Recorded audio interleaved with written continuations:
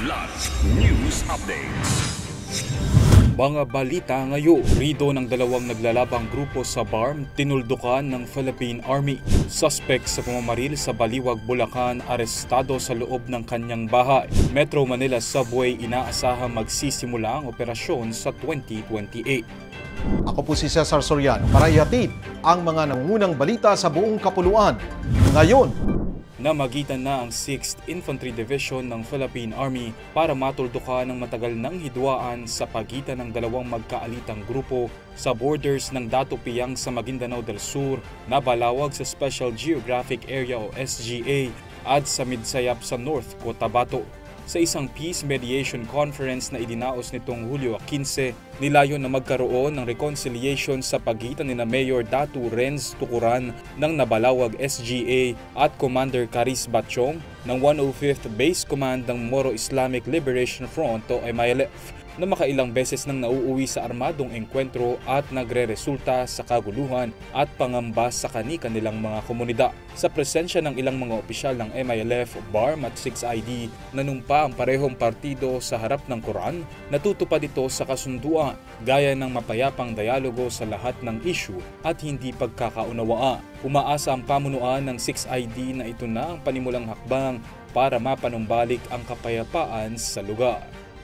Arestado ang suspect sa pamamaril sa isang inuman sa Barangay Tibag, Baliwag, Bulacan, kamakailan.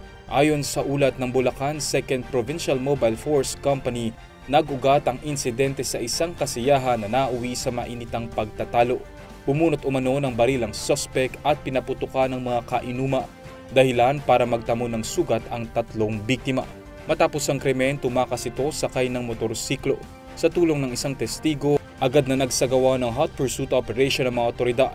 Ilang minuto ang lumipas, nahuli ang suspect sa mismong bahay nito sa Barangay Tibag. Na-recover mula sa kanya ang ginamit na baril at motorsiklo. Siya ngayon ay nasa kustodiya ng pulisya at nahaharap sa kasong frustrated homicide sa ilalim ng Article 249 ng Revised Penal Code. Inaasahang magsisimula ang operasyon ng Metro Manila Subway Project sa taong 2028. Ayon sa anunsyo ni Pangulong Ferdinand Marcos Jr. Sa kanyang naging inspeksyon sa Camp Aguinaldo Station kahapon, ipinag-utos ng Pangulo ang pagpapabilis sa konstruksyon nang sa gayon ay makapag-partial operations na ang Valenzuela to Ortigas stations bago magtapos ang kanyang termino sa 2028. Ininspeksyon din ng Pangulo ang tunnel boring machine na ginagamit sa tunnel alignment sa pagitan ng Camp Aguinaldo Station at Ortigas Station. Sa oras na makumpleto, magkakaroon ng MMSP ng kabuuang 17 istasyon at 30.34 hectare na tipo kung saan matatagpuan ng Philippine Railway Institute.